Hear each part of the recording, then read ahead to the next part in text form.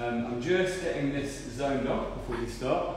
So I'm going to zone the hair off into 3 different zones that can come in. So I'm going to have my front zone separated from the crown to behind the ears, and then from the just above the occipital to the hairline is going to be my second zone, and then where this hair is through the middle here, all above the occipital, is going to be my third zone. And that's how I'm going to work through the shape as well. I'm going to start at the top, then I'm going to work on the back, and then I'm going to do the last section is this bit through the middle. So as I'm zoning this off, I'm just making sure that I've got nice, clean sections through here. We've got the lovely colour done by Magda today. She has written down what she's done for us. Once I've got this all zoned off and ready, I'm going to read out what she's done for you. This is going to be a creative shape today, but I think that not so creative that you won't be able to do it in the salon. You will be able to use elements of it in your day-to-day salon life. Just making sure that as I comb all of this hair, I use the tight side of my comb, make sure I've got everything groomed as neatly and as tight as possible as I can, just so I can work through here nice and neat. And once I've got that up and out of the way, just check this zone for any short pieces underneath.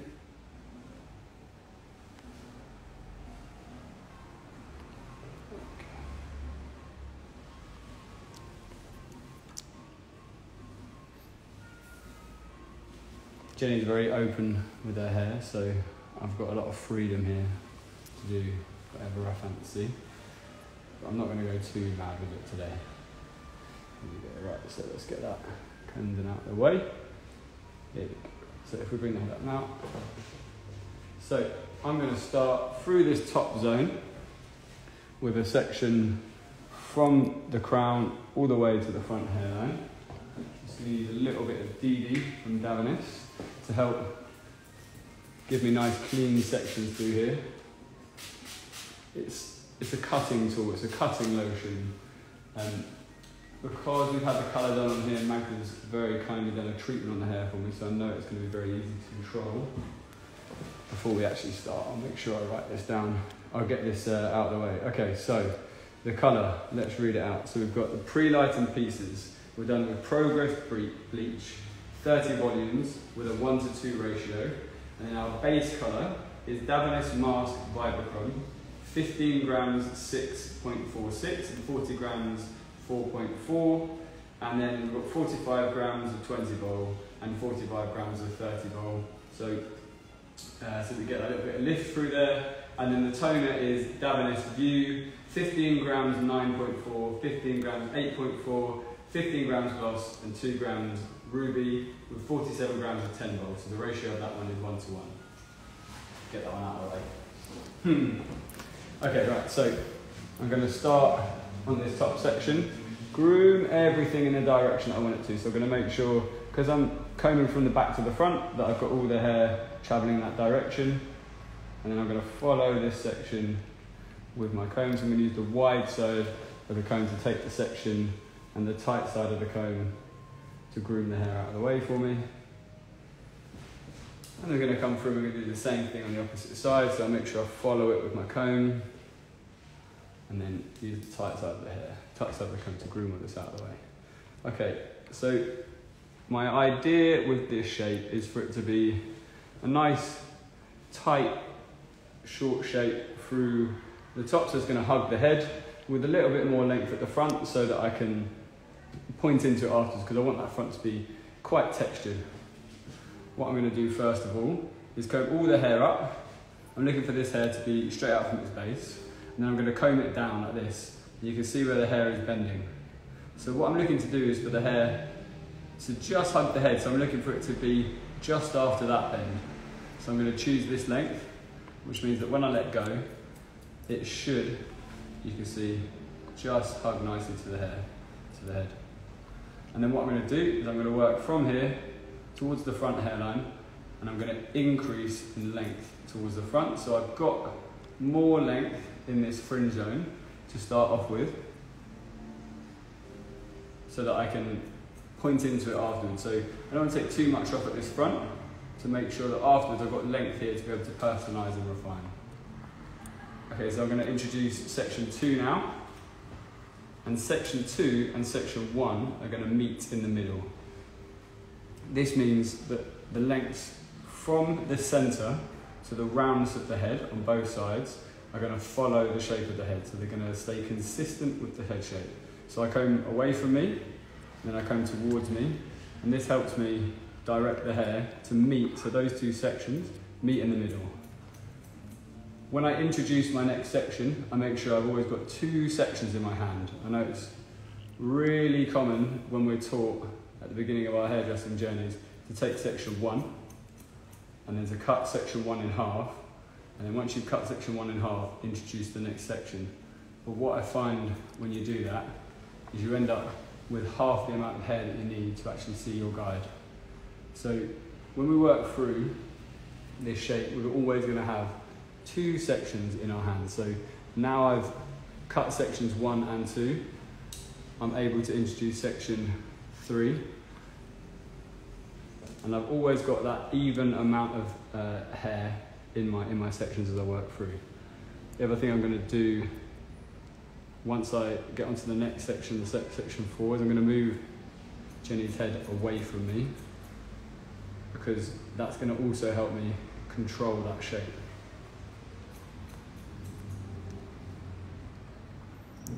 If you guys have any questions, feel free to ask as well. Okay, so that's sections 2 and 3 done. So I comb everything down out of the way, and I make sure I come through again once more, just taking away section 2. And then once I've introduced section 4, I'm gonna get Jenny's head tipped away from me. There we go. So now I'm going to tip the head away, and this allows me to, once I get through here, just rest my fingers in the middle of both those sections and direct it straight out from its base. It allows me to control it, because otherwise what happens is you bend your body, you move back and away, and it makes it really difficult to control that shape for you. So all the way through, I can see my guide here, and just making sure that when I pick this hair up, I can see that all the way through. Okay, so we're going to do one more section. I'm going to work to the roundness of the head on both sides, and then I'm going to cross-check it before I come through vertically on the sides. So each time when I comb this, I make sure I follow it with my finger and I leave my finger here at the front. This allows the section to stay nice and clean. So also, as I get to this point, I like to rest my finger parallel with my section, so that when I pick that hair up, I can get a nice, clean separation. I'm going to move Jenny's head over a tiny bit more. There we go. There we go. I can see my guide. Just going to follow that through. Same again, rest my finger parallel with the section. Make sure it's nice and clean. And direct that hair so that those 2 sections meet in the middle. Turn that down. You can see it's hugging the head nicely. And I've still got this little bit of length here in the front that afterwards I'm going to be able to kind of point into quite a lot to give lots of texture and separation. Okay, right, so now, because I'm right-handed, I'm still going to comb everything forwards, but now when I cut this hair, I'm going to cut from the front to the back, because I find it easier to cut from the front of my hand back towards the crown. Again, coming back to the center. So now as I work through here, remembering that I took 5 sections on the other side, we should work to the roundness on the opposite side should take us 5 sections, well, 4 more sections on this side, because we've already got section 1 in our hand. And each time I come through, I just make sure I use the back of my fingers to rest the hair onto each other, to make it stick. This helps the hair, especially with short hair, to stay together, to help your haircut stay nice and clean. Here we go. So, again, so now we've got sections 1 and 2, but this time we're working on the right hand side. You can see my guide. I'm going to start through here at the front. Another thing that can help when you're working on shorter hair is understanding what's happening inside your fingers. So looking at the root here, making sure that each time it's coming straight up. So I'm looking here at the root, and I'm making sure that I don't direct it forwards or backwards. I'm looking here at the root, so that as I work through, I can see where my guide is, and I can follow that through there. But each time I know that everywhere I look in the section, I can see where that's being directed to.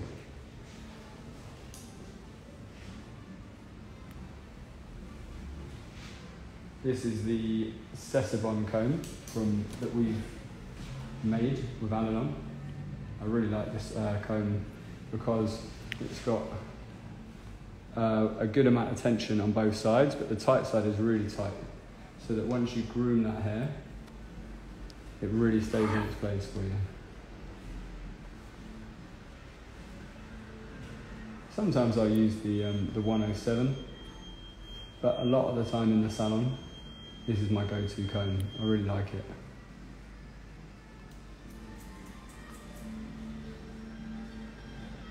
Just making sure I'm combing from both sides to get that even tension throughout the haircut. When I'm working on a shape like this, a shorter shape, and on straight hair, I tend to use a lot of tension because I want to make sure that it's even throughout the whole haircut. If I was working on a different haircut or a different hair texture, so like curly, I would use a comb with less tension. I wouldn't put so much pressure on each section in my fingers. So just like the other side, now as I reach here, just going to tip Jane's head over away from me a tiny bit. And the reason, going back to the tension, that I wouldn't use tension on, or I might not use as much tension on someone with curly hair, is it's quite nice for it to not be so mechanical, so it looks a bit looser, bit more kind of undone on curly hair. We've got a lot of curly hair clients coming in at Enna at the moment. After this, after the lockdown and the curly girl method had its boom, it feels like a lot of people are embracing the curly texture right now. And it's interesting to kind of understand or kind of choose different techniques and different ways of working on different hair textures that you've got in there.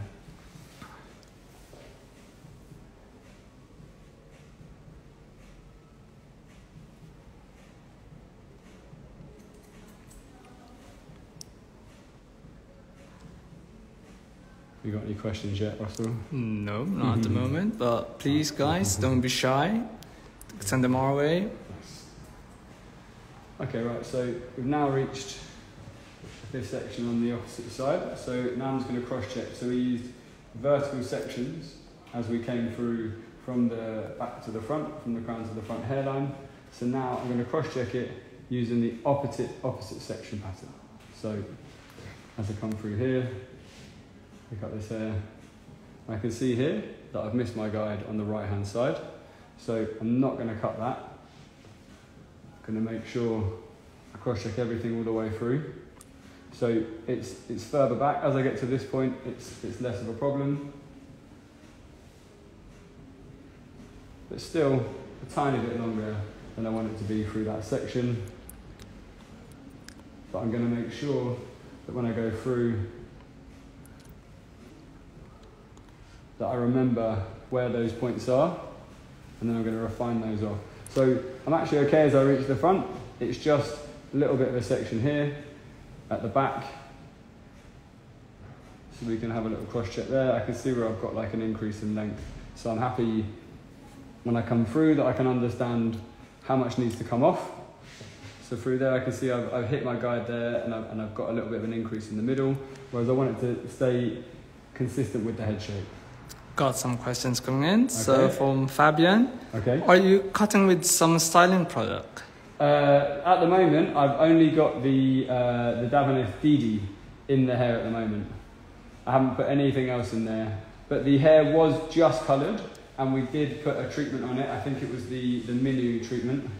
So I'd imagine that's why it's taking sections very cleanly for me and making my life very easy. So this side I can see I've followed the head shape as I wanted to. Little pieces like that we can just refine off because it's only a millimetre or so I don't have to worry too much about taking those off.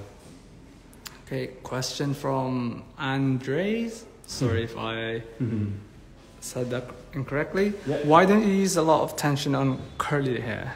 I don't use a lot of tension. It's not always that I don't use a lot of tension on curly hair. It's just that sometimes, if I've got a client, for instance, that says that she's had it in the past where she can really see every layer in her hair, then I'm more inclined to use less tension, because by using less tension it creates a less straight line when you cross-check it. So as I'm working through now, I'm looking for like a really strong guide. I'm looking for it to be really clean. But when I'm on curly hair, if I've got somebody that doesn't want it to look so clean, I would make sure that I use a wider comb so that when you pick it up, you would get more of a kind of jagged finish, so that it requires less personalising afterwards. You would still personalise and refine it afterwards, but it's just to make your life a little bit easier. And you would still work through in a systematic way. You'd still count your sections, work with your number system, and all of those things that are there to help you. But it's just a little bit of a different option when you're doing curly hair to make your life a little bit easier. Question from George. Okay. What is the key points from fix analysis for this haircut? The fix analysis on this haircut. Well, I know Jenny very well. I've known Jenny since we were about 16, and I know that she will let me do whatever I want to her hair. And with this, but also she doesn't want this bit long, like any of this area here. Once this area starts to get long, I know that she'll start getting annoyed with it. So for me, it's understanding kind of how I can create some form of difference through here without it just looking like a short haircut.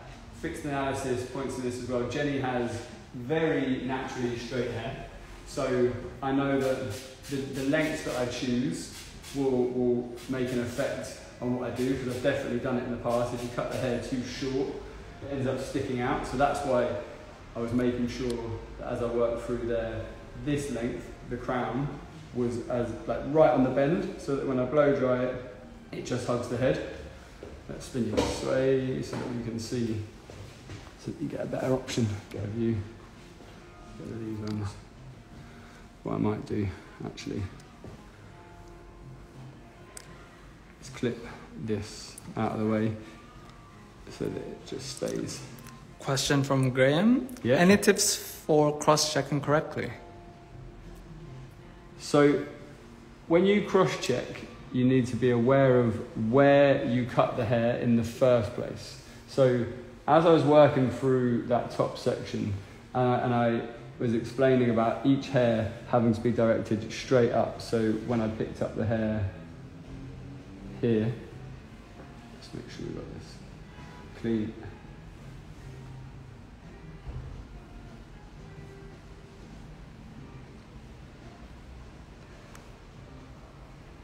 And I was looking here at the roots.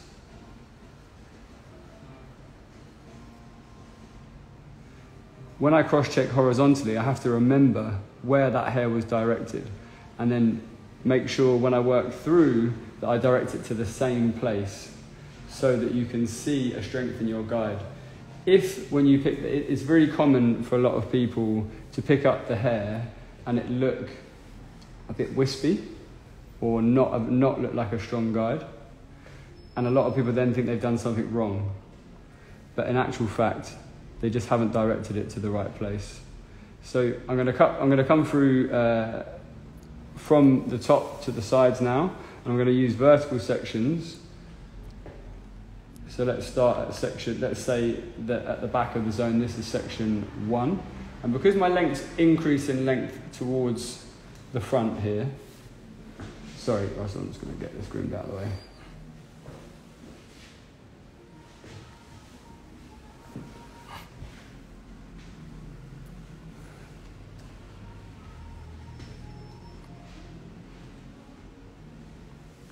So I'm going to get Jenny to head up a little bit. That's it, perfect.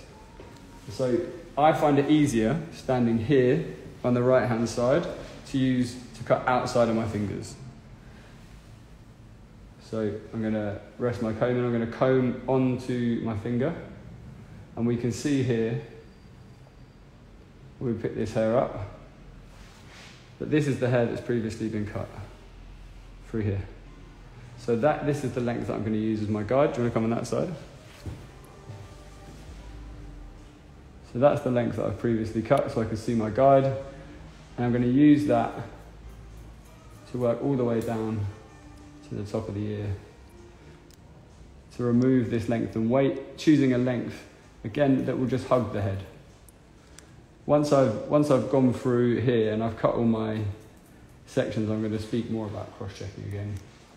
So my lengths at the top are increasing in length. So when I started at the front and when I started at the back and worked towards the front, the length that I chose was to increase from the roundness to the front of the hairline. So what I'm going to do now to mirror that is direct each section back to the previous. So because we're using a different section pattern now, I need to change my number system to reflect what was happening previously. So again, I've got my guide in my hand, I can see it here. And I'm making sure that when I direct the hair in my hand, number 2 is traveling backwards towards section 1. So I've got my guide, I can see it through there. So now I can comb that hair straight down. Introduce section 3.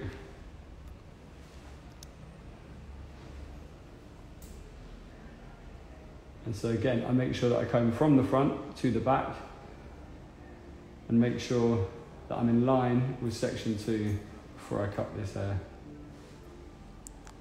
Question from Kate. I know Jake mentioned that it is a creative cut, but what is the overall look going to be? The overall look is going to be good question. It's going to be a cropped look at the front, so kind of would look very similar to like a Pixie, like a very short look, with a kind of softer layered bobby look in the back once I work through there, and with the underneath being very very short shaved. We're going to use the clippers on that part to take it away to hopefully give it a bit more of an edge. Question from Fabian.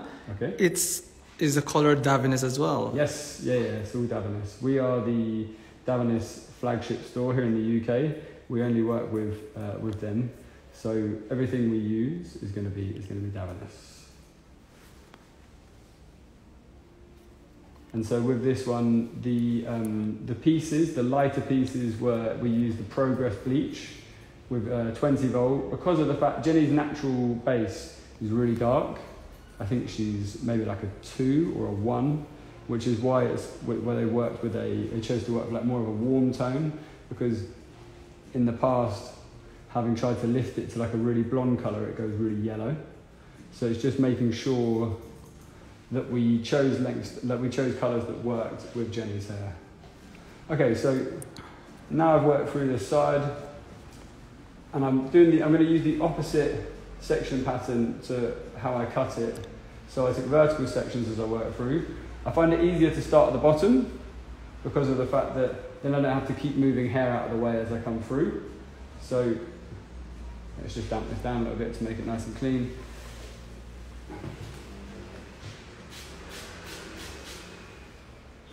So it's important when you're working through your shape to keep the hair nice and damp, because it will just help it.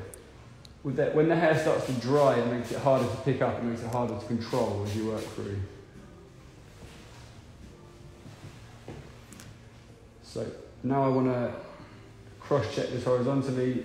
Just going to make sure I've got the hair at least travelling nearly in the direction that I want it to. So travelling more from the right to the left. So pick this hair up.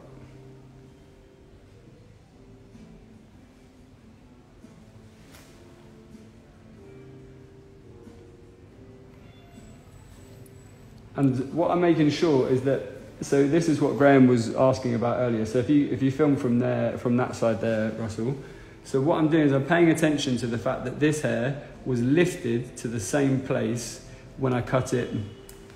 Make sure I've got all that hair in there.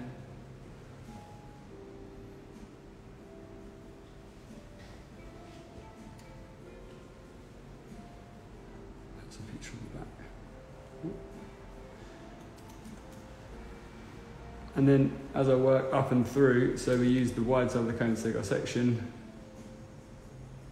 There you go. Okay, so just take this little piece off here.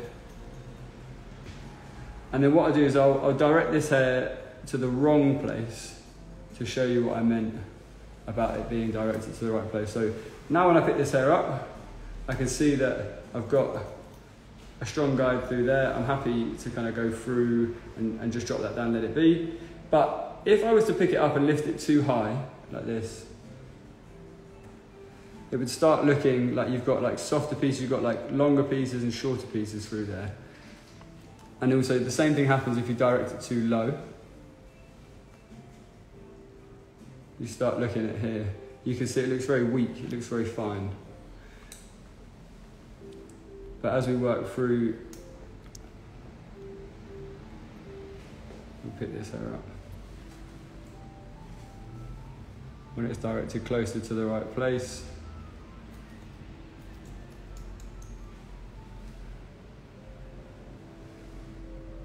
you can see more strength in the guide.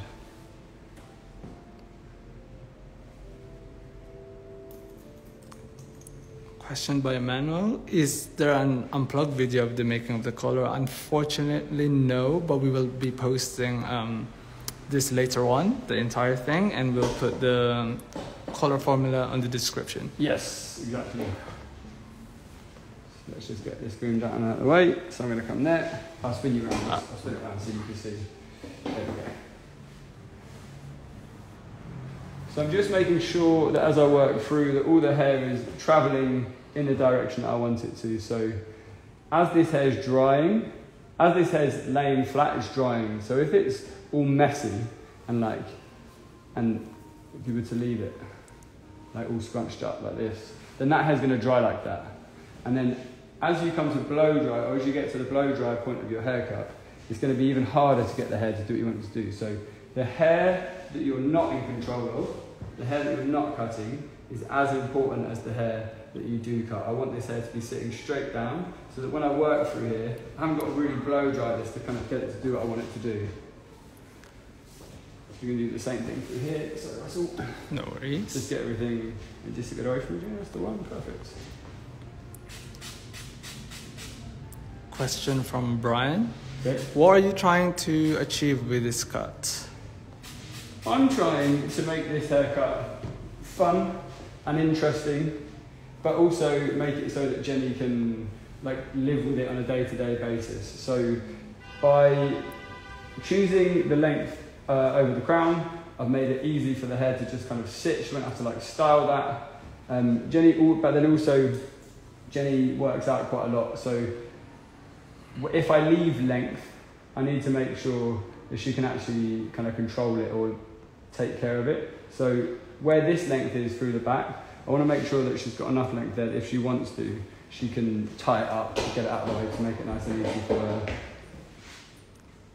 And I want it to be fun. I want it to be cool. I want it to be interesting. I want it to look different to something that you would see kind of on the street without being kind of too in your face.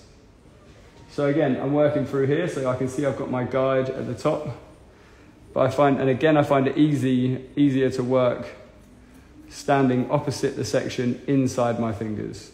Some people would find it easier to stand here and direct the hair out like that, but I find it uncomfortable. And this way, for me, I can see where I'm directing the hair easier. I make sure I move my body so that I can see what's happening through here. I've got my guide through the top, and that's section 1. Groom all the hair down. Gonna make sure we know where we started from. Groom everything down through here. Section 2, and I'm going to use the same number system on this side. So number 2 is going to travel backwards towards section 1.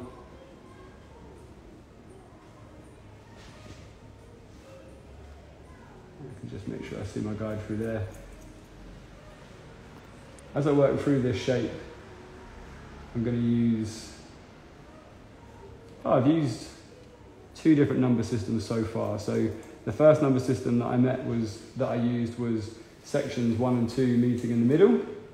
And that gives me, when I work through the top, that is what gives me a consistent length from left to right. And then the cutting line, getting longer towards the front, was what dictated what happened to the length from the back to the front. So my cutting line increased in length. But then as I work through the sides, I have to be aware of that. But it's now my number system is dictating what's happened from the back to the front. And my cutting line is what's dictated from the top to the bottom. From Gold Academy, will you share the diagram? Yeah, if you want to, for sure. I haven't drawn it yet, but I can do for you. I'll get it drawn, and we can get it on the post as well for you. Yep, perfect. Setting me my homework. Making me work for this.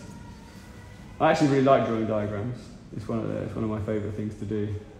So I'm up for that. Putting me to the test though, see if my diagram skills are up to it. How many people in the chat draw their diagrams, draw their haircuts? Can we get thumbs up for people that do their diagrams? How many we got so far? I'm still scrolling down, really. So, question from George. Okay. Can you please tell us how you will check the balance between right and left side? So, what I'll do, because of the fact that I'm going to refine all of these lengths, I'm going to come up and clean over the ear. Once I've got everything cut, once I've got everything dried, I'll clean that up, and then once that's in, I'll be able to check what's happening, where these endpoints sit. But a good way to do it in the salon, if you are looking for like an accurate way to do it, is to measure it with your comb. I will show you in a second what I mean. Let's just make sure we work through here, so I know how I'm working through it.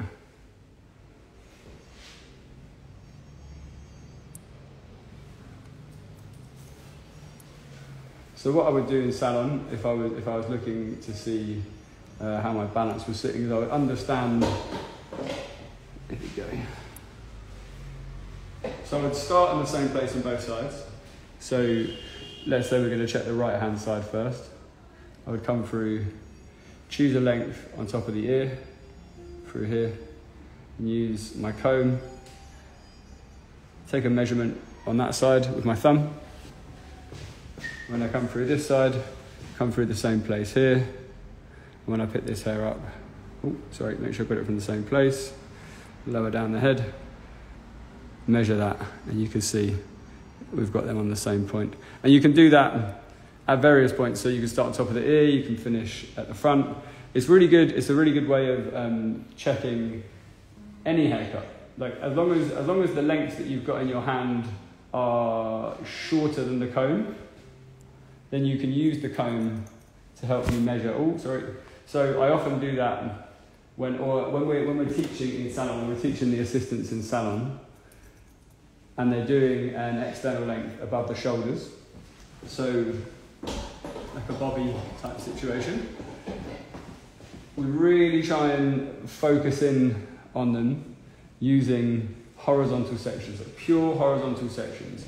And the reason that we do that is so that when they check either side, that the points on where they finish in their horizontal section are the same place. So they can use their comb to measure it, which helps them then achieve balance.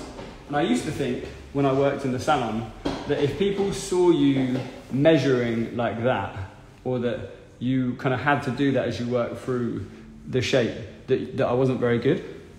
Head over that way from me, this one. But actually, what I realise now is that anything that helps you and gets you through the haircut faster is going to make your life easier. Because I remember that feeling when I first qualified of just being terrified that when I got to, because my long side was always the right side. And so I always remember as I got round there, I would be looking at the lengths and seeing how long it's going to get for me. And I would be out by like an inch sometimes, be out by loads. And then you had to go back through anyway and cross-check it and find out where it came from. Okay, so I'm going to take this length up a bit now, just before I start. And I'm just making sure I comb everything, using my tight side of my comb, straight down. And I can see here, at that point you can see where the hair becomes more see-through. That's where I want to start, because I can see that's like the highest point of the hairline.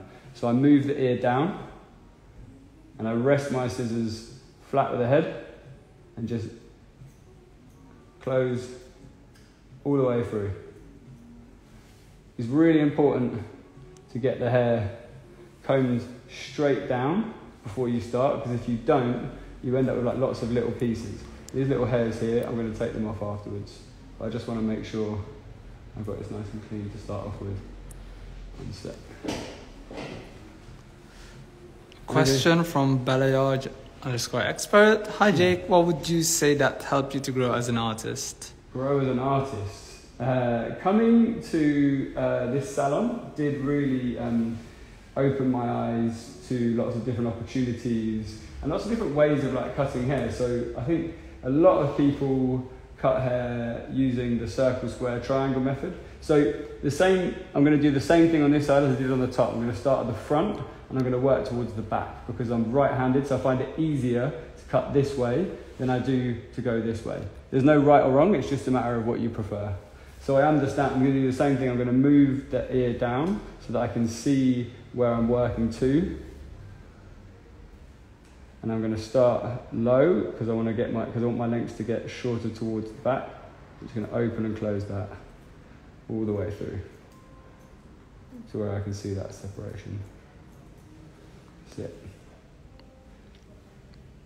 And so you can see that these points here where I've got that little bit of a discrepancy where it's like moving up and down, that's because I didn't have the hair combed to the right place. So I'm just going to make sure I've got everything straight down. Just going to clean that up. And I think the way that our salon is set up, so I came here as a graduate stylist. So I came here with my clients. And so I had to work through my training program and learn the inner Alalon way, which is all the language that I'm talking to you in now. And one of the biggest things for me was moving away from everything being circle, square, triangle. I just remember that being very kind of limiting. You had to do stuff in like a very specific way. So you've just got to cut that one over here. Sorry. And being able to kind of use the number system and understand that there isn't a set way and that you can do whatever you want was really eye-opening for me. And the last phase that you do in the salon as an apprentice or as a stylist is your creative.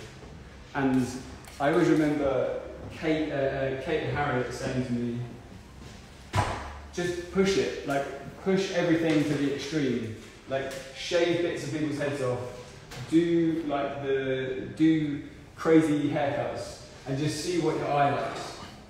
And eventually you'll find your taste. So I'm just going to brush here, here we go. Okay, so I'm going to wrap dry this section I've just cut. So I just applied the Davines all-in-one milk. I don't want it to be, and I've used a lot of DD on here, so I don't need to use too much product. I just need it to help it just stay down for me. So I'm just like a little bit of a light conditioner.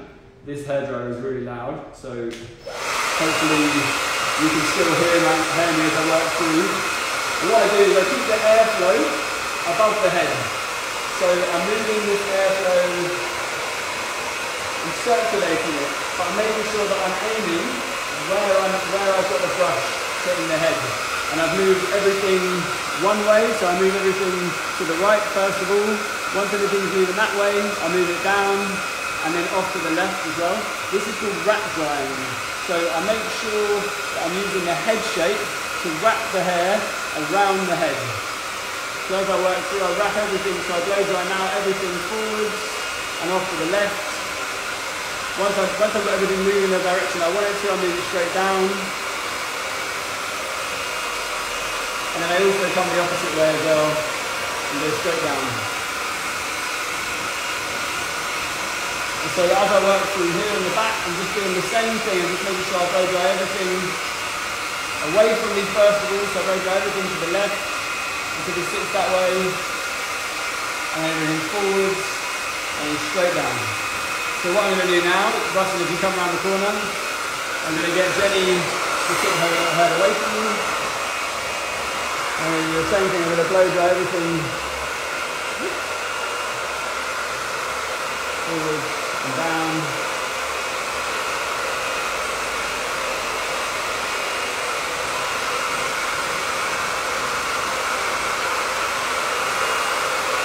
If you need to kind of go the opposite direction, I swap hands and you can come straight down.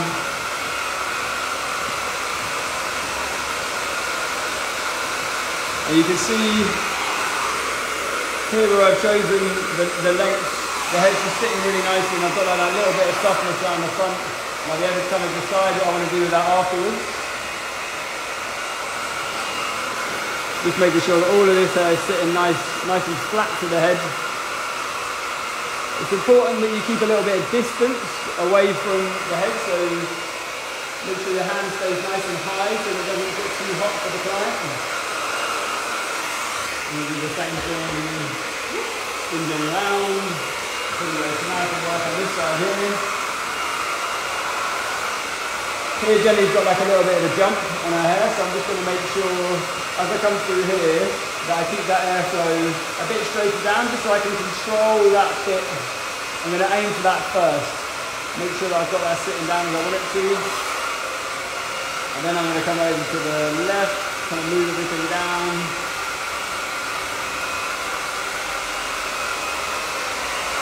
And again, I'm going to swap hands and get ready to put our head in.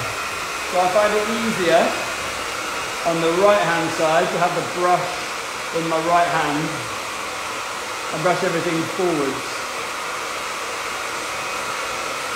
to get like most of the moisture off. And once I've done that, I switch to my left. And then I come back through. I'm trying not to disturb that hair that's in the background, in here basically.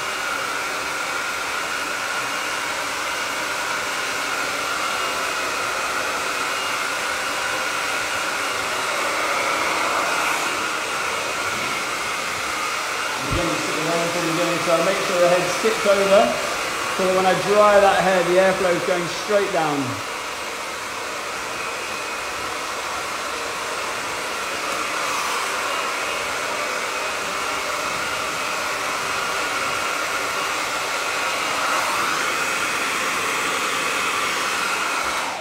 There we go. Okay, so now what we're going to do is move the hair back around. I dropped this section out of the way before because of the fact that it was getting in the way of where I was sitting. So I just need to get that up and out of the way again before I go through and clip it out. But hopefully, because I've got this hair out of the way now, Should make my life easier. So we tip it down again for my Jen, that's the one. So I'm going to take a vertical section and through the back. And my plan is that hopefully now I don't have to twist the hair out of the way. I'll just be able to kind of broom everything over this. So if you tip it away from me. So anytime that you want to get more control, or if you feel like the hair's not doing what you want it to do, just ask your client to move the head. Like I find a lot of people see it a lot in the salon. People feel awkward not asking their clients to move, but if it's going to give them a better haircut at the end of the day, I'm pretty sure they're willing to move their head over to the side for you a little bit. So now I've come through here, I'm just going to use the ear to get that hair to sit in front of there for me. I'm just going to get this nice and clean. Question from Julian. What is Arlon's vision about functionality in its work? Can you elaborate on that? I don't quite understand the question. What's their function? Sorry, ask the question again. What is Arlon's vision about functionality in its work? Yeah, you're going to have to elaborate on that. I don't fully understand the question. Sure, we'll wait for that. Yeah. Then, so you can see now that I don't have to clip the hair, I can get like a much cleaner section through here. So I'm able to get a much more obvious separation in the hair on this side, because I'm able to use the ear to get it out of the way for me. So I'm going to start from the same place and work behind the ear. Here we go. Get everything, again, just every time you're working through a section, just get all the hair traveling in the direction that you want it to. From Natasha. Yep. Do you all have a fundamentals course online? We have a platform called Alalong Plus, and it's got everything that you need on there. So all the language and the way that I'm talking about the hair today is a bit different to the way that the kind of rest of the hairdressing world talks, I think, a lot of the time. And if you were to go on Alalong Plus, I think we've got over like 200 videos of like cuts and colours on there now that you would be able to watch and understand any different type of haircut that you want to know, from anything like below the shoulders or like a bobby shape, or there's even some other creative ones on there. So again, I'm just going to get this dried off quickly because I'm going to clip on this hair. With this hair, I just want to get it dry and I just want it to sit straight down. So I'm not necessarily that bold about wrapping it left and right through here because I want the hair to sit into the clipper for me. So I'm happy for it to just go straight down. So as I work through here, just get everything straight down, straight down, straight down, straight down. So just want the hair to be dry.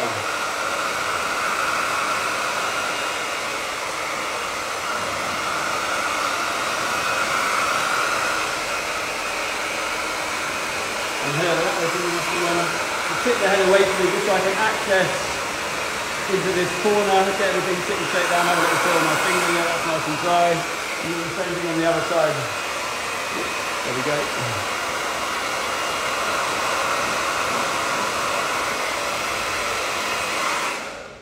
And with the Alalong Plus platform at the moment, we have, it's lots of videos that have just gone on chronologically. So it's as the video has been done, we've uploaded it.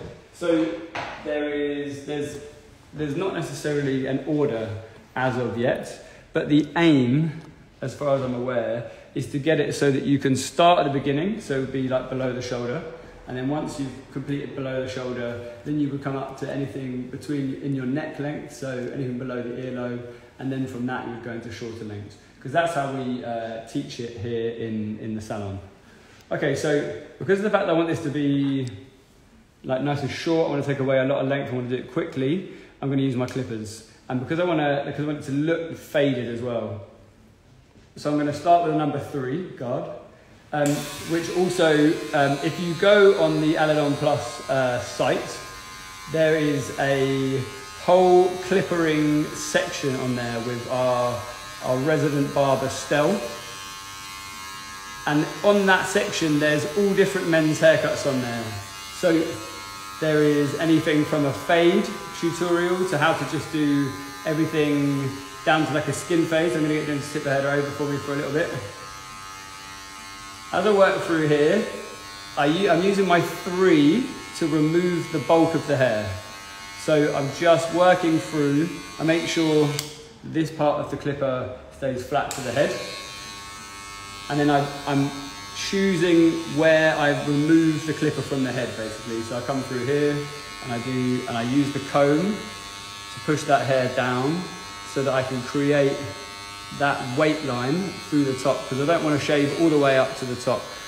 And then once I've created my weight line, then I can see what's going to be my fade zone.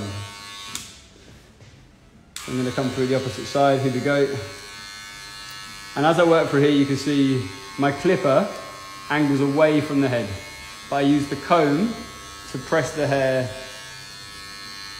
through the clipper, which allows me to choose that weight line on this side of the head. Now you can see I've switched to the wider side of the comb, or a different comb, because of the fact that the hair is dry now, and I find that sometimes with the Sessibon, and when you're combing dry hair too much, it can make it go quite static. So using this 107 allows me to comb the hair a lot more, and because it's got wider teeth, it lets the hair sit a bit more freely. Okay, so now I've got my weight line through here. I've got this is my fade zone. So what I'm going to do is I'm going to use my 0, 0, 0, and just take away all of this length through the bottom. I don't need that. So I'm happy just to kind of take it all away. And I'm going to follow the shape of my weight line above. So I like to take everything away with the blades facing down, because it gives me a nice clean line. And then once I've done that, I work from there up to where I've got that line, basically.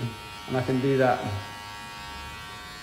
all the way through here each time, just making sure that I take all those little hairs away. Okay, so now I've got my 0, 0 line, and I've got a 3 above. I know that I've got to work through my clipper guard numbers until I reach the 3 in this short space. So it's going to look more like a taper. So the next thing I'm going to do is I'm going to use a number 2 guard.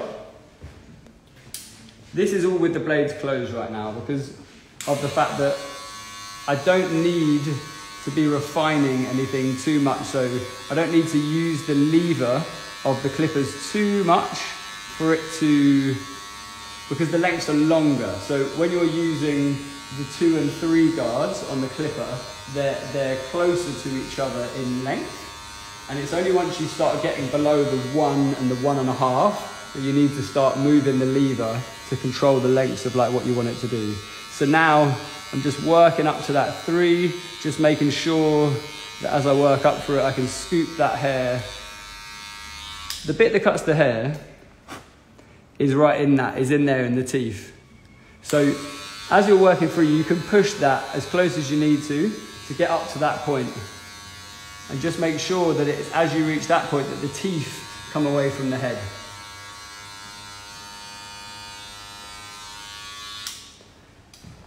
And so now I'm going to use a 1.5. Again, I'm going to keep the blades down. So as I work through, I'll be moving these up and down. So as you move it up, the guard moves the hair further away, and when you move it closer, you end up with a shorter length. So this is a 1.5. So we've done a 3 so far. This is the 1.5, and I'm just working up to those lengths as I come through here. And just scooping out each time, letting the guard dictate what the length is going to be. So yeah, go for it. Question from Manuel. This is from earlier. Which brush do you use for this? What brush do I use? That's a vest brush, which is a kind of more rounded version of a classic Denman. So I like to use that because I find the Denmans make the hair go very straight. If you've got someone with like really curly hair and you really want to control it, then I like the, is it the 9 row or the 12 row Denman? But for most haircuts, I tend to just use the short. I tend to just use that. Use the best brush. You can get them on the Alalon website. You can get everything that I'm using today. You could buy on the Alalon website. So now we've used the 1.5. I'm going to use a 1, and I'm just gonna. Now is when we start getting into territories of having to be careful and starting to change the lever position. So as I work through here, I've got like a little bit of a dark area. So what I do is I just angle the corner of my clipper and just work through there. And then I'm going to go back to the pure 1. I'm going to do the same thing on the opposite side. And you can see now that I'm starting to get that kind of lighter coloration through the bottom and working up to the darker where the hair was done previously.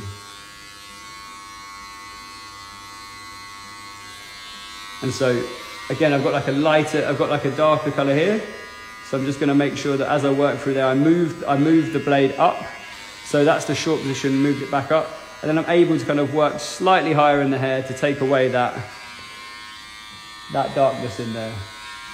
Okay, so now I'm going to go down to the shortest guard that there is, which is the half guard.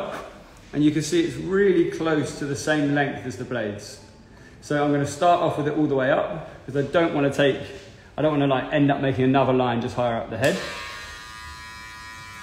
So I just work in that bottom centimetre. So now I've faded up to here. I'm only working in this really short, small zone. I'm just going to make sure that I take as much of that as I can away. And then same thing through this side. Before I move down to the blades being close.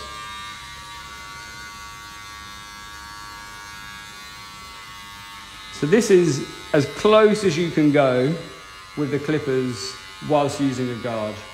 But I've actually got my clippers set to be like 0 gaps. And all 0 gapping means is that you've set the blades as close as they'll go, so that when you get like this little line that's still kind of left, this like really faint line, it just means it's easier to take that out for you. So as I work through, I'm just adjusting this. So I'm not only moving it all the way up or all the way down, I'm using the lengths in between. So if I see that there's a point at which I want to take length away, but I don't want to go like as much as the half, then I move it up just a tiny bit. It's not a set thing. You're allowed to move the clipper as you need to, basically. Question? Yeah. Is there a thought process as you're cutting and preserving some of the color, or did you pre-consult with the colorist about what you both wanted to see? So today, me and Magda had a consultation when Jenny came in and just made sure we kind of understood like where we wanted it to go and how we wanted it to look, so that you can kind of see where it's going to work. So the idea with this length at the top is for there to still be some length behind the ears, so that when Jenny wears it, you get like a bit of a flip, like a kind of softer bobby look. But also, I didn't want this just to look like a really heavy, solid line through the bottom with like a bit of blonde on top, which is why you've got these blonder pieces working through. Once I've done all this, I'm going to soften those points as well, so it doesn't look so much like a heavy line. And so what I'm going to do now is just, again, so I don't want it as much as like the long blade all the way up. I'm just going to move it slightly close, about halfway. So what would be like a 2.5. And now I'm just going to use the corner of my clipper. I'm just going to work through where this line is and just break that hair up just ever so slightly. Just only using the corner because I just want to diffuse the line. I'm almost using it as like a rubber or an eraser to soften that through. And then I'm going to move it all the way down to the closest, and I'm going to go through the same thing and just break up that line just a tiny bit more. And then, so now I'm using the Denman fade brush, because as you get down to shorter lengths, the hairs start to stick to the head. And what the brush does, it just removes those hairs for you. So I'm able to just kind of work through, and I use the brush each time just to make sure I can see what hair's actually been removed. Then we're going to do the same thing through this side. Move Jenny around a little bit, tip her over that way. So again, coming back to that like 2.5, you can see there's this little bit of a line through there.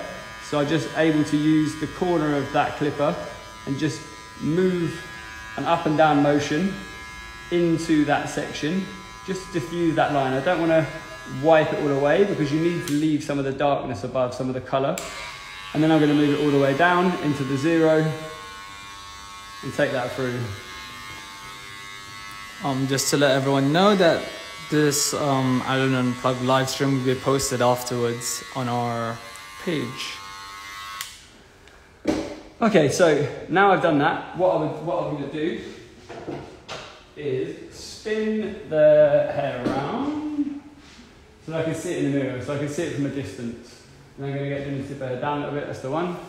And I can see that I've got a little bit more weight on this side than I do on this side. So what I'm going to do, I'm going to refine all of the top and the shortest side first, and then I'm going to match it up on the other side. So this is my shortest side. So I'll follow this through. Pump this chair up a little bit. And this is the one I want. So I'm going to use scissor over comb to refine this, because I find it easier to control the longer length scissor over comb. So I rest the hair in the comb, and I'm just lifting it slightly away each time, just opening and closing my scissors as I do it, to get that hair to just get a really clean line as I work through there, because you can see there's some like slight discrepancies there. So I just try and lock my scissors in the same place and just work through to get that nice and clean through there. I think a lot of people think that when you scissor over comb you have to move really fast, but actually I find it's the opposite. By kind of moving a bit slower and just understanding where the scissors need to sit and where they need to fall, it just allows you to have that like bit more control over the shape, you know.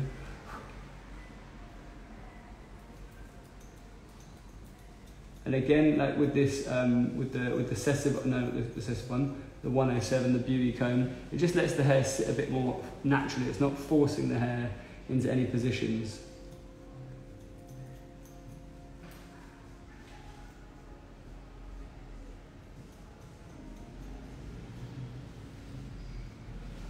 And then I'm going to come around and check it in the mirror once more.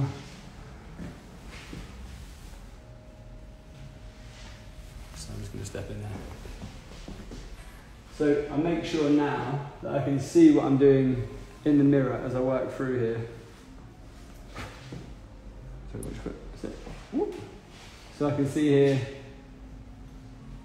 that I've got a little bit more length, so I'm able to just work through this section whilst using the mirror to see what's actually happening.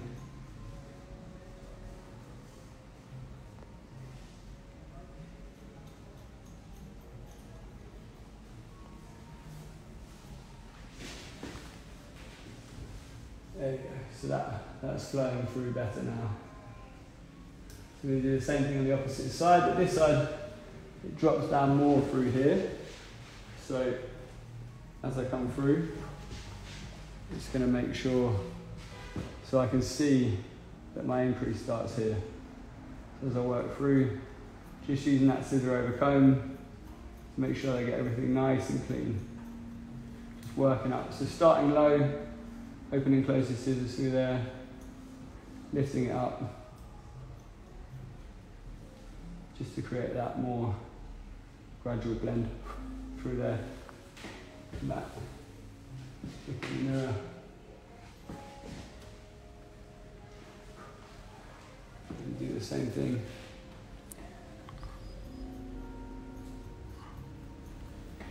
On the opposite side, just making sure I get those where that increase of length was on the right hand side, just balancing that out using the scissor over comb.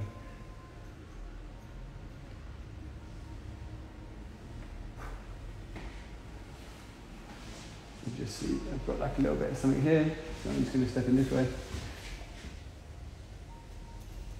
Just make sure I refine all those little pieces out.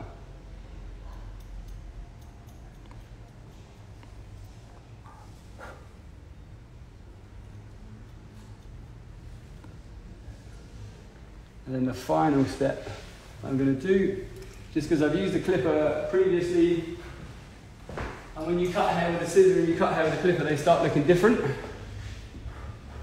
I'm just going to use clipper over comb one last time through here, just to kind of blend everything through. Because when you cut hair with a scissor blade and a clipper blade, it's slightly different, and this way I find that after I've done everything, it just marries the lengths up. So you don't end up, they don't look so different from each other. So just go over it. So using the same way that you would use scissor over comb, but just using a clipper, left and right, just to tidy up any of those last edges. And the same thing through here, just really refining those like last pieces each time. Just dusting a few millimeters off as I go through, just so that those lengths come together slightly more. A little bit of something here, there's a little bit of a corner, so I'm just going to make sure that I take that off. There we go.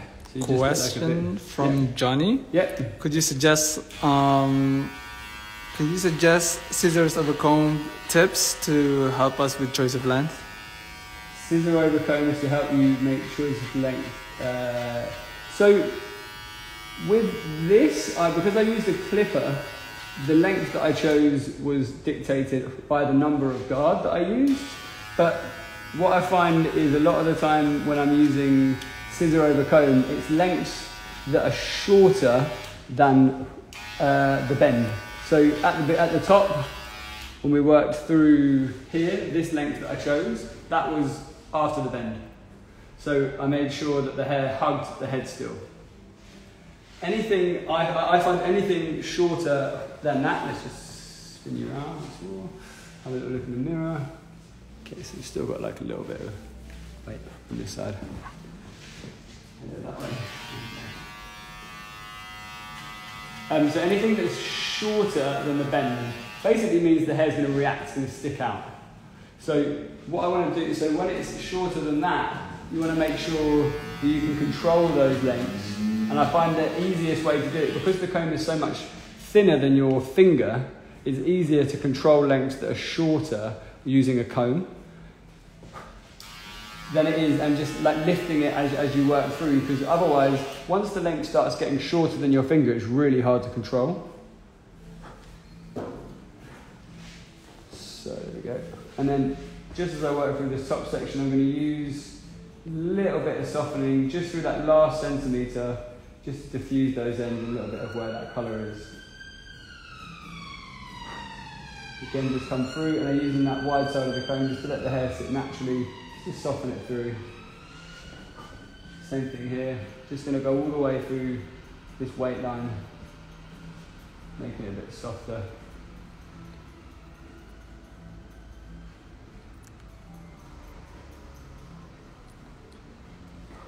So yeah, a lot of the time when it comes to scissor over comb, it's lengths that I find are shorter than finger length.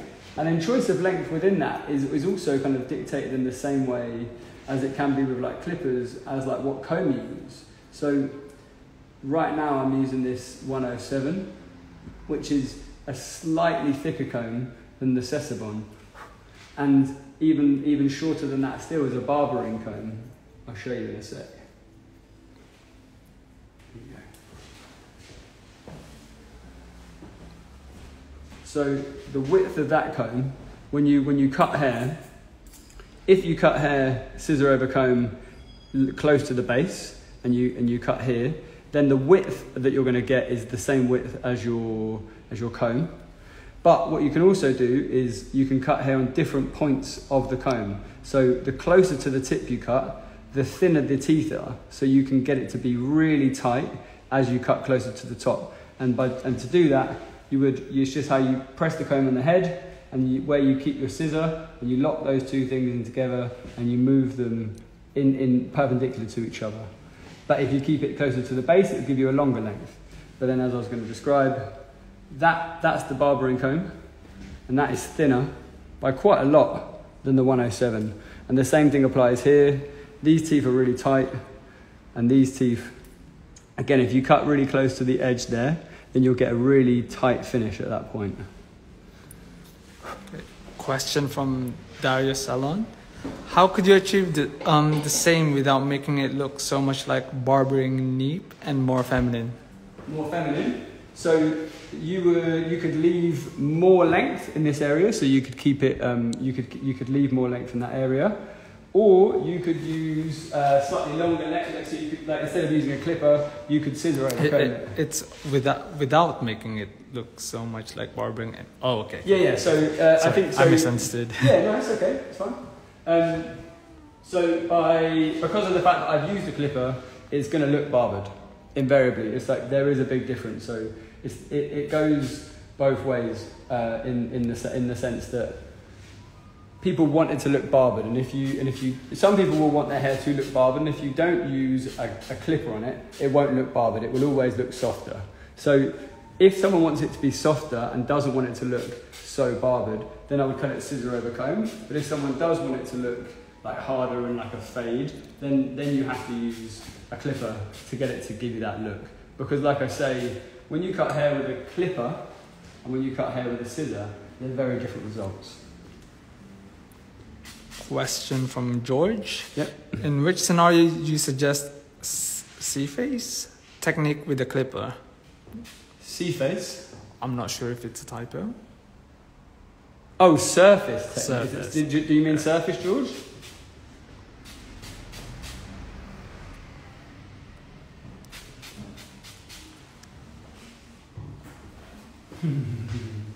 Who knows? So now I've cut the underneath. I'm going to work through my last zone, my third zone. And what I'm going to do is I'm going to cut the whole thing vertically. I'm going to take a section in the middle. So I'm going to take a section from the crown to the top of my zone. Move all the hair out of the way. George said yes. Surface with a clipper. So it really depends on who comes into the salon and who asks you. It's down to the consultation with the client, really. So if somebody wants to see a skin or a zero, the more you use clippers, the more you'll understand what length that's going to look like and how you choose to where you put that on the head, basically. So what I'm going to do now is I still want these to be disconnected. So this is the length that's been previously cut underneath there, but I want to make sure that I've got some of the hair still falling over the top, and I also want to make sure that I keep a lot of this length kind of through behind the ear, but I want it to be softer. I want it to kind of move and have some texture through the top. So I'm going to make sure at the bottom here, this is going to be my guide. I'm only going to take so we're going to understand where that's going to fall. So I'm actually able to take a good amount of hair out. So by picking this hair up at the bottom of my section and understanding where that's going to sit, that allows me to choose what the shortest length in this section is going to be. So I'm just going to give myself a tiny bit more length, and then I want the lengths to get longer towards the top so that I've got the difference between the two here. So when I come through, take that off, and so I'm going to increase in length towards the top and direct this hair. So at this point the hair's above its base, at this point the hair is out from its base. Then everything below that, everything above that is below its base. And then my cutting line also is increasing in length. So this length is shorter at the bottom and gets longer towards the top.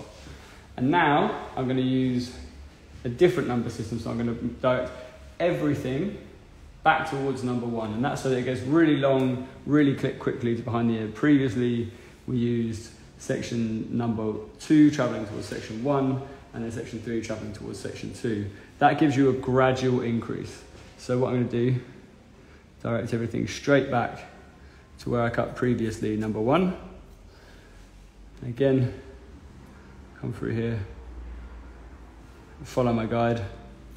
So I'm not going to drop any sections now. I'm going to introduce section 3. I'm going to comb everything towards me, and then make sure as I come through here that it's all traveling to the same place that it was cut. There we go. So as we work through here, less hair is going to come off at the bottom. So you can see there's less hair through there.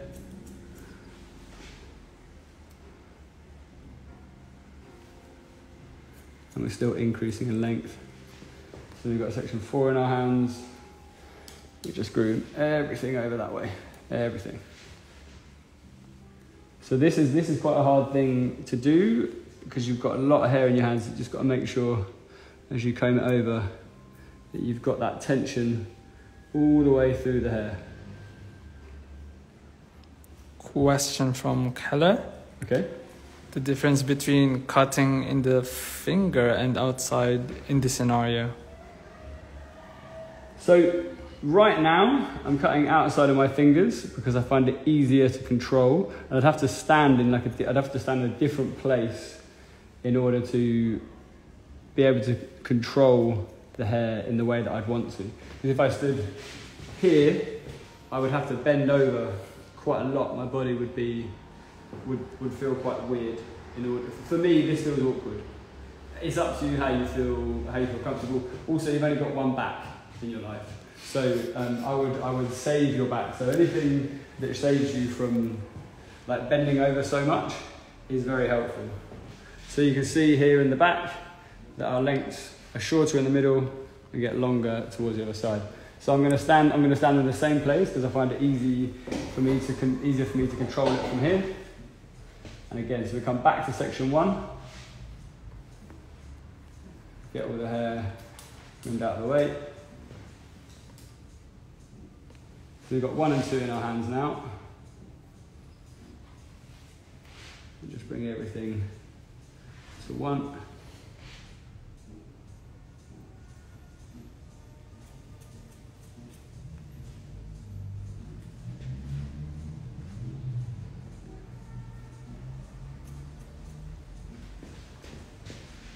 And again, keeping all of these sections in my hand this time, not dropping anything. So 1 more.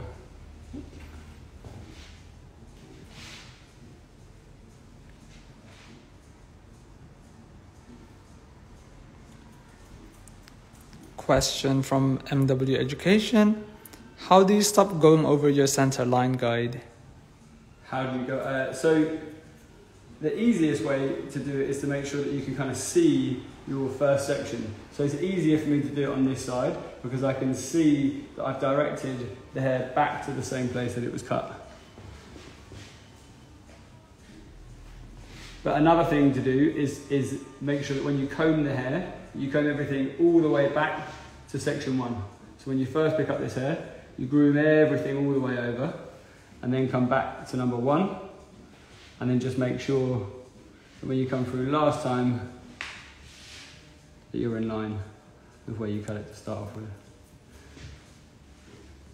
But it's difficult because you've got so much hair in your hands.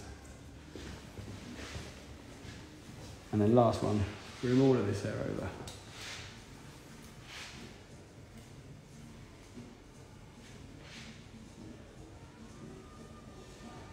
So just make sure I comb everything over. So I've got lots of tension all the way through here, and back to number 1, and then once more.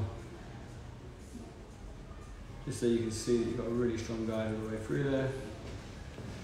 There we go.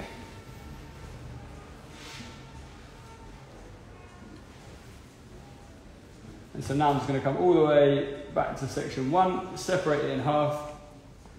Oh, I meant to say that before actually. Every time I've worked for a different zone, I've just made sure that I damp down that separation before I cut anything in there, because if you don't, then when you go to blow dry it, you can end up with like a gap in the middle where the hair's dried on its own. So here we go, we can comb this hair out now, and we can see we've got our increase. We've got a shortest length in the middle and getting longer towards the outside.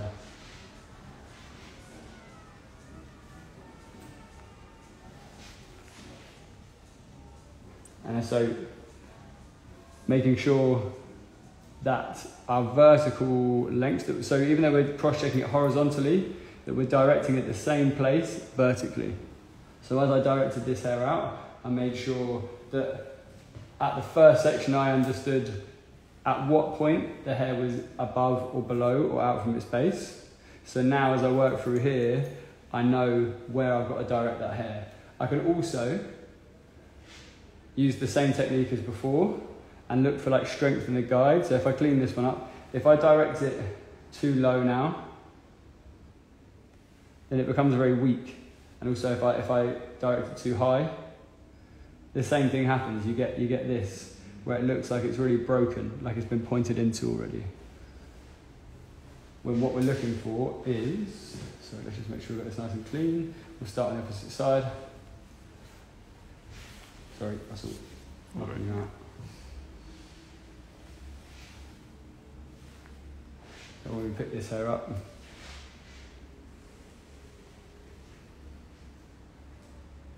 you get a nice strong guide through there.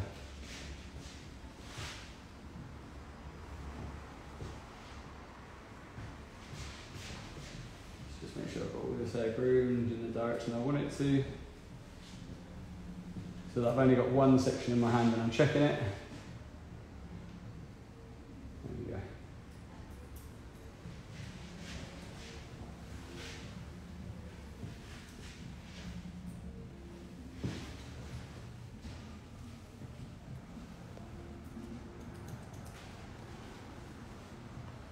And then last one in the top. There we go. Cool. Okay, so I'm going to get this hair blow dried now. Again, I'm going to use the best brush just to kind of get everything to sit straight down for me. Before I start, I'm going to use a bit of the Davines Blow Dry Primer. So this is a really good all-in-one product. It's got heat protector, it's got a little bit of hold, and it's also really good at keeping like moisture out of the hair, which is very handy here in London, seeing as it's raining all the time.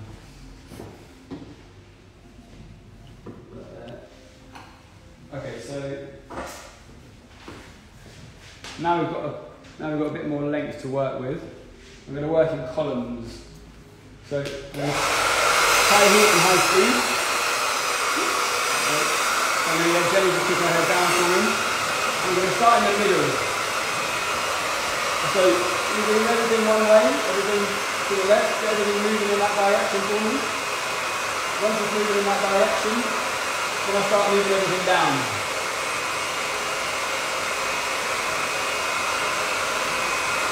You see we're going to measure that really quickly, and then once that's happening, so the hair's starting to dry now, it's starting to do what I want it to do. So now I'm going to swap sides, I'm going to swap hands, and I'm going to go dry everything to the right hand side as well. Right now, I'm just aiming at the roots. I'm looking for the roots to be really dry. I'm not really that bothered about what's happening.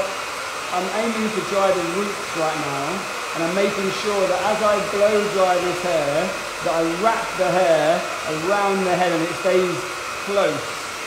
I can see here, you can see the colour change. It's like the roots are dry now. So I'm able to just focus on the top section, just make sure I've got these roots really dry. And now I've finished this column, just drying those roots. The roots are kind of doing what I want it to do now.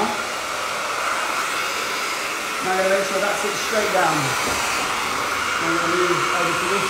So my next column is next to that, so I'm going to move Jelly's head away from me. I'm going to do the same thing, I'm going to blow dry everything in one direction. I find it easier to blow dry, because I'm right-handed, I find it easier to blow dry to the left first. And through here, if you need to, just kind of get everything kind of moving in the direction, you can also move the hair up.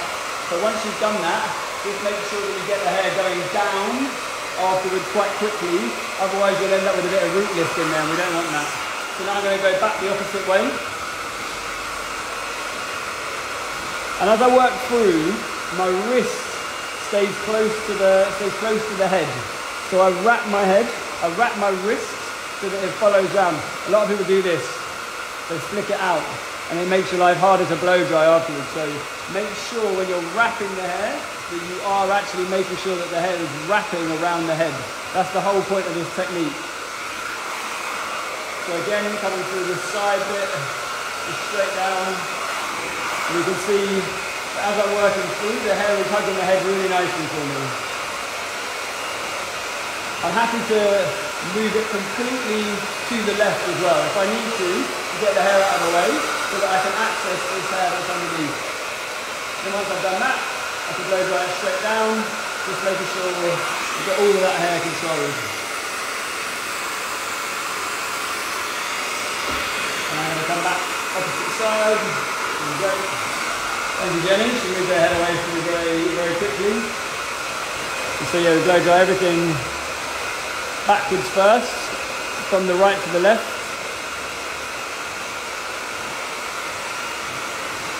Just aiming straight at those roots.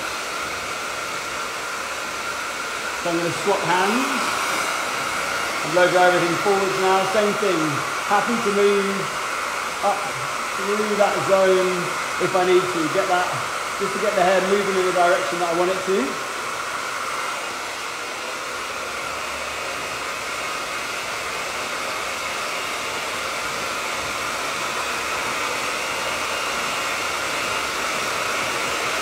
Okay, so all the roots now are doing what I want them to. Just going to come through, put the nozzle on.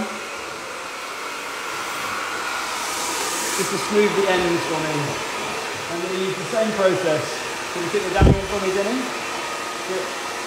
So I'm going to work in the middle column first. Going to move all the hair in one direction.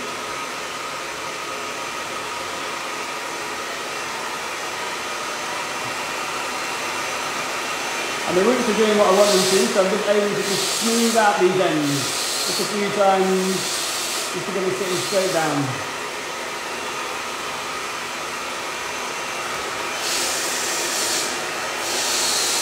Each time aiming for roughly the third tooth when I'm on the brush. So just here. Because then that allows the hair to wrap around the brush really nicely. And the same thing, move the hair away, so I find it easy to move the hair this way for me so that I can come through. So I use the brush, then I follow it with my finger, that gives me my section, then I'm able to pick this hair up. And because I've got that wrap dry doing what I want to do, I'm able to just kind of work through it nice and cleanly.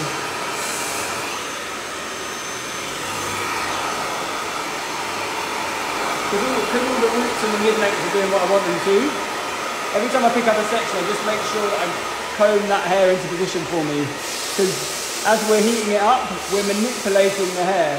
And it's the same as when the hair that you're not cutting is as important as the hair that you are cutting. So as this hair is cooling down, you want to make sure that it's sitting in the position that you want it to. And each time you pick up a section, it's really easy to disturb what we've just blow dried underneath.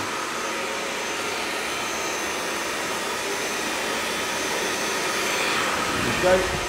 And then, so if you move on it there we go.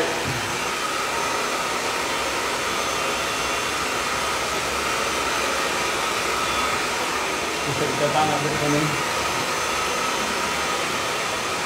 So on this side, I am going to use a clip because I want the hair just out of the way. So I brush it with my right hand side and I follow it with my finger. Bring that hair down and just pop a clip in there so that I've got the control over this one section because I find it harder on this side.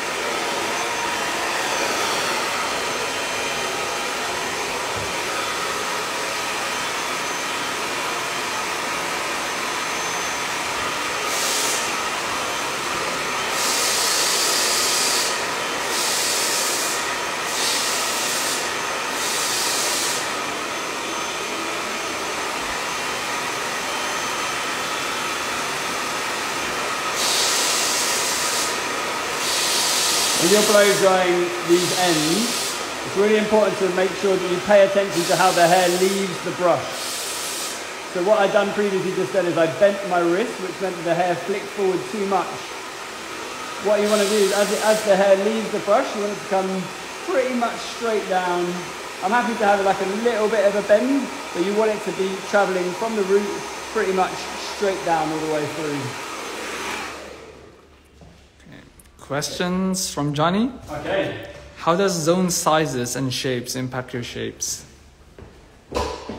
Very good question, Johnny. Thanks.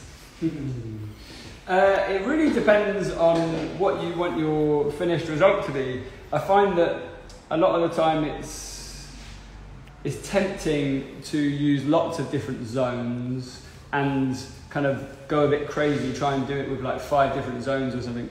But actually I find just using a few and just keeping it nice and simple makes life a lot easier for you. And it also kind of makes it a bit more dramatic. So what I'm going to do now is come through and just point through all of these longer lengths. So when I lift this hair up, I'm happy to really break into these ends. I want it to be soft. I want to diffuse that colour that's in there. And sizes of zones, yeah, again, it really depends on what you want your finished result to be. One of the most kind of obvious points of disconnection that everyone uses in a salon is a fringe. And it's really important to understand where the fringe starts and finishes and why you do that. For instance, I wouldn't recommend starting a fringe past the point where the head rounds away too much, because if you do that, then the hair won't actually sit forward and you end up with just like a short bit next to a long bit on the hair. So the hair won't actually ever sit where you've kind of forced it to, you know.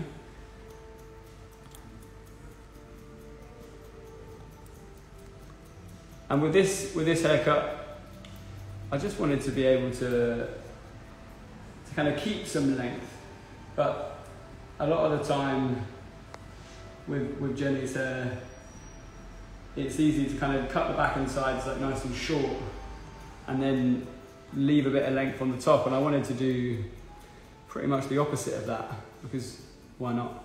Have some fun with it. Break the rules. Try something different, you know? Question from, let me just go back, from Shafia. Okay. The color technique, is it called color blocking? I think this is panels, yes. I don't know, I think there's lots of different terminology out there. I'm not a colorist myself. I just know that when I spoke to Magda, she said she was going to do it in panels. So I'm sorry, I probably haven't given you the right answer there, but hopefully if I say panels, that gives you some form of help or idea to what we've done. So another question from Keller. How long have you been cutting hair? 20 years. I started when I was 15. In the UK, when I left school, you were able to leave school at 15. You didn't have to do further education, but they've changed that now. You have to do an extra 2 years. And yeah, I just went straight into it. My sister got stopped in London one day and asked to be a hair model for Vidal Sassoon, which I'm sure quite a few of you will know who that is. Not Vidal Sassoon, the person, but the academy. I think Sassoon was dead by the time they asked my sister. But at that point, I thought I was going to be like a painter decorator or something like that, like just plastering, because at school they said to me, like, do something with your hands, because I wasn't very academic. But then she came home one day and was like, I think you should do this. I think you should give this a go. And I was like, okay. And went into a salon at the age of 15 and was just finally able to talk all day long, which is what I got told off for all the time at school, as I'm sure lots of hairdressers out there did. And then I've just done it ever since, and every time I've moved salons, I've only worked at 3 salons, I've learnt something new. So when I first started in the first salon I worked at, it was just very basic. It was just like literally being in the salon. I think right at the beginning of the career, it's like, I say it to a lot of the guys who are the level 1s in the salon, that's like the hardest part of your career, because I feel like you get the people that are the hardest, they want the most, but they kind of want to pay the least. So I always find that level 1 is really difficult for a lot of people, and I always tell those guys, look, just stick with it. It will come, you know. And then once I've done that, I went to another salon here in London, and I did kind of more like session work. So I was doing backstage hair, things like Burberry and like Dax, and doing supermodels hair, things like that. So I'll talk you through what I'm doing now. So when I was pointing into the hair previously, I was lifting the hair further away from its natural fall. So what we call natural fall is where the hair sits in its natural position. So the higher I lift it away from there, the less difference it will be. So you can kind of still see the overall shape of what I've chosen to do with this. But now, because I want to still create like kind of more softness through here, I'm going to work with the hair being closer to its natural position. So I'm going to use the ear to help me get this hair set out of the way.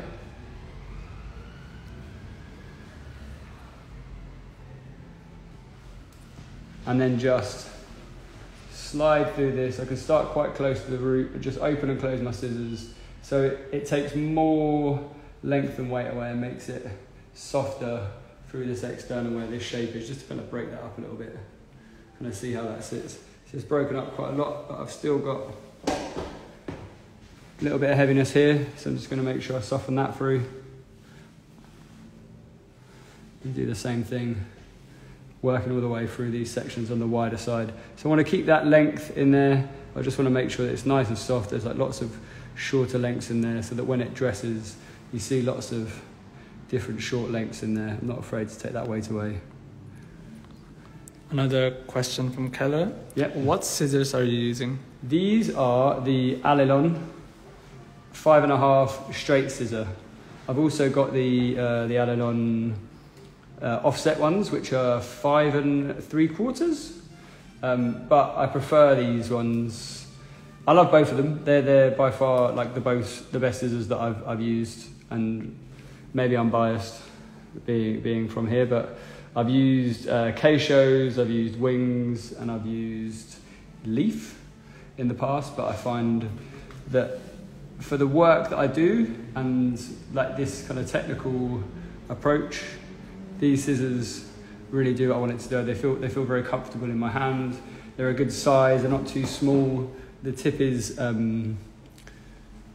pointy.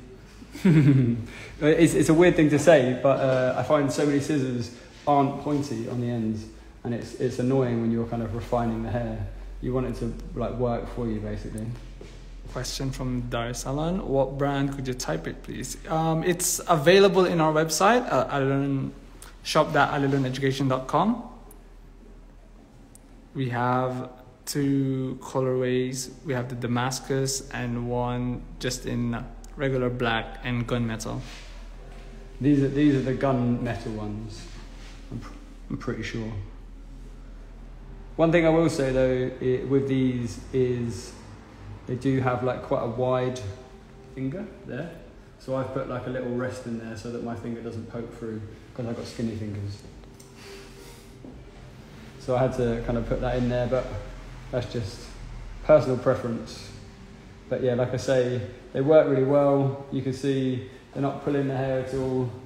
I'm able to kind of take away a lot of this length and weight without kind of really worrying about what's happening.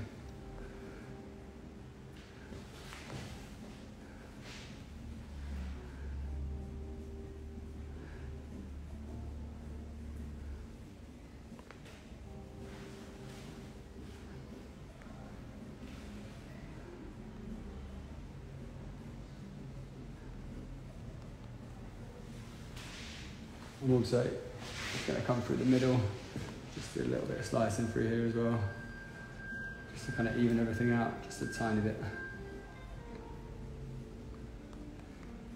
When you slice, just make sure that you don't go too close to the root, because if you come up into this first section, you can end up making the hair too short and almost making it go a bit sticky outy, like reacting, which is what we don't want. Just going to check this top section. So now, because of the fact that I'm above the roundness of the head, I don't want to slice into this, but I do want to make sure that this is kind of nice and soft. So when I come through here, I'm just going to make sure that when I do it, I make sure that I make quite a visible difference. So that when it falls, you get more of a diffused look. So that's also like another thing is understanding how to point into the hair. So there's lots of different ways. So if you really want to make it look different, then you've got to make sure that you can really break into it and show like a big gap. Let's just spin this round, see how we're looking. Is that for me? That's the one. Nice. And you can see as that moves, you get that nice texture coming through now. And when Jenny wears it, you'll see that little bit of something behind the ear. Question from Mirella. Yeah. Would you texturize like this curly hair too? Yeah, 100%. Yeah. I would probably do it on dry hair personally, but like you can make it work however you want for you. I wouldn't say there's like a right or wrong basically. Okay, so now what I want to do is I've just got like last bits to do. So I want to make the fringe softer. So I'm going to go through and do the same thing with my opening, closing, and my scissors, like just kind of refining through everything. Sorry, just get everything. And then I'm going to refine over the ears as well, just to get them to be really, really clean for me. So when I come through here, so I'm going to get Jenny to lift that up ever so slightly, and I'm going to make sure that I open and close my scissors as I come through, but making sure that you get like quite a visible difference, because otherwise I find you don't really see that texture in there.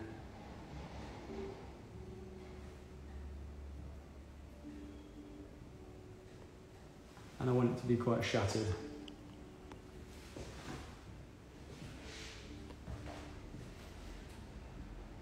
Quite broken, quite grungy.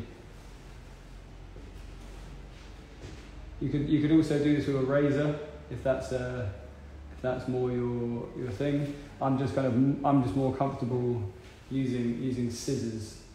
I've used them so much. I'm new to the razor game. I do like it though. Just got to get a bit more confident with it before I start doing it on clients, I think.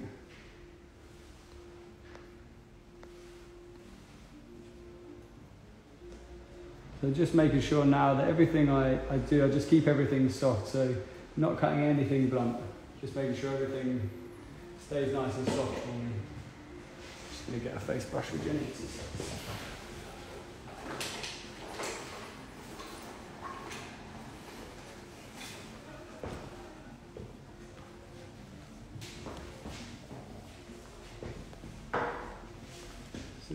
That way. So I'm gonna keep this length. I'm just gonna soften it through. I think it's nice just to have that bit of softness next to that hard.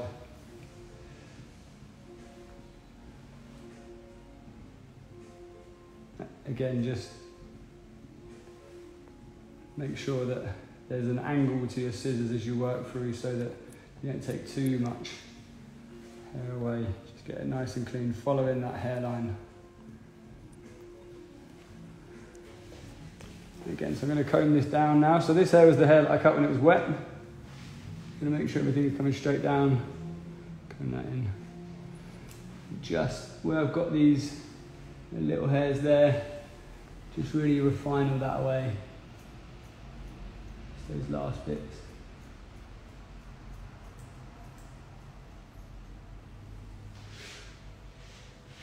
And come back the opposite way, just following that same line, get really clean. And then just where these hairs are, use the tips of your scissors. So same way as you would use scissor over comb or scissor no comb. It's just rest the scissor flat to the head, use the tip and just open and close it next to the skin. Make sure that you've got that control of knowing that the scissor's not moving in and out, but just making sure that it's staying flat to the head. I'm just going to come through here and then do the same thing there. So you can do it horizontally or vertically, whichever works best for you. And then these hairs, just the little ones that are there, that are a bit lower down. I'm just going to take that off my clipper.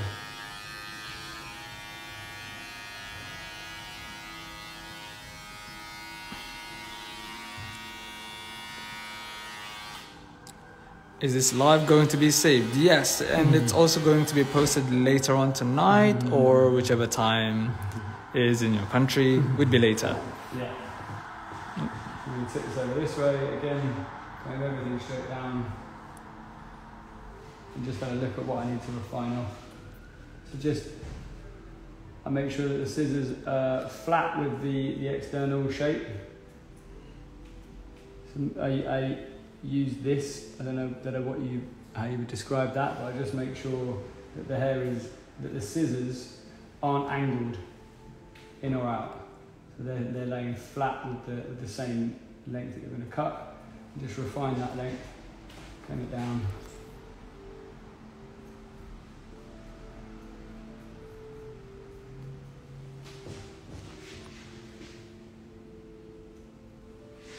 Yeah, so just the same thing, just refine those little hairs away underneath, using the flat of your scissors.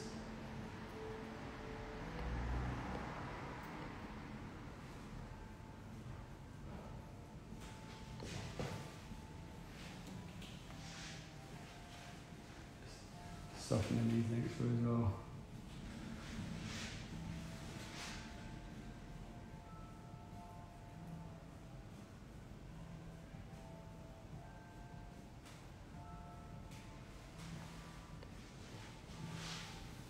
And then just pointing those away, following the hairline.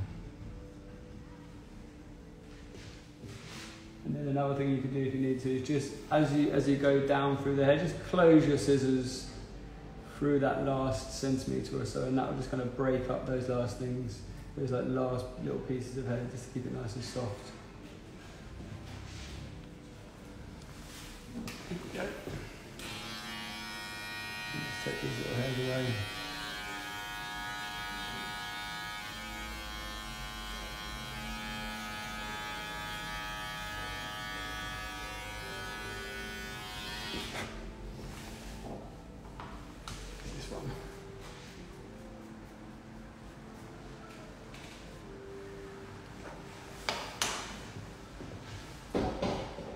Just going to check these lengths behind the ears, just comb that down, follow this through.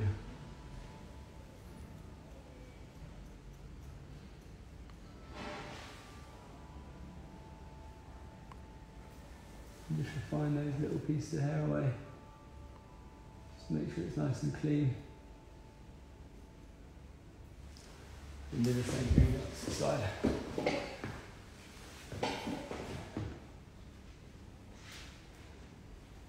So move that hair down and out of the way.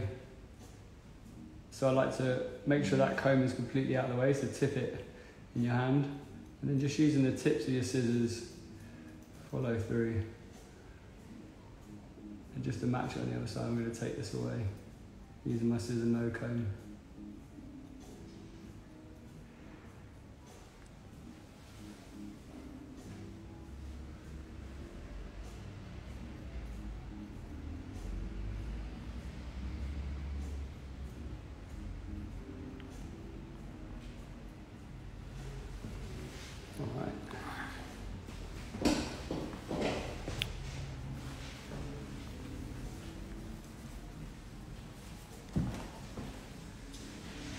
So I'm just going to give everything a really good blast with the hairdryer. I use the cold hairspray, the cold setting to get all the little hairs out, get everything moving, see how everything's sitting.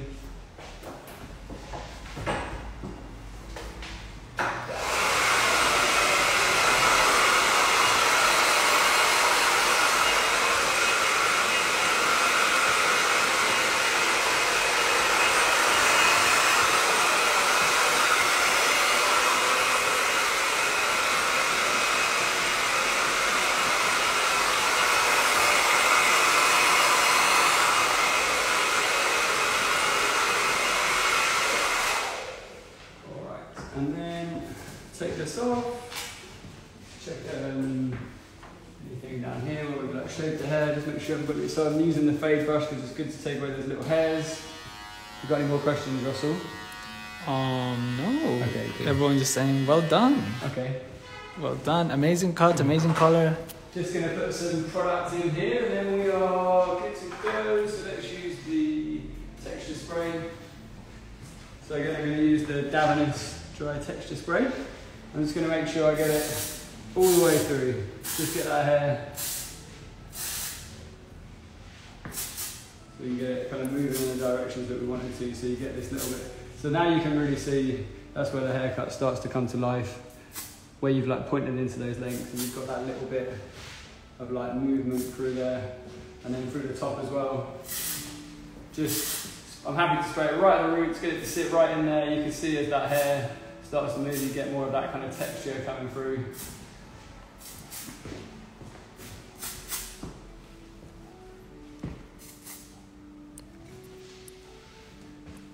Any more questions before we wrap things up in a bit? Well, also Magdalena is still here in the chat as well. If there's any color questions, send it her way. So just have a little look in the mirror so you can see from the side profile when that moves, because of where that separation is, you get lots of texture from there through that front hairline. Then this looking nice and clean with that hair being able to move and have that.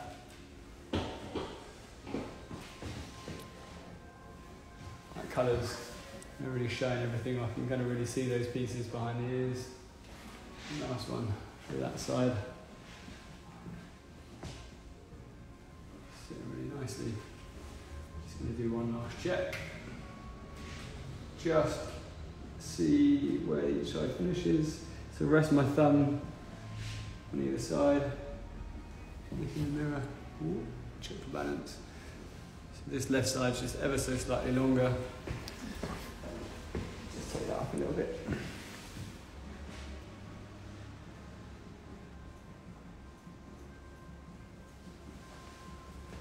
There we go.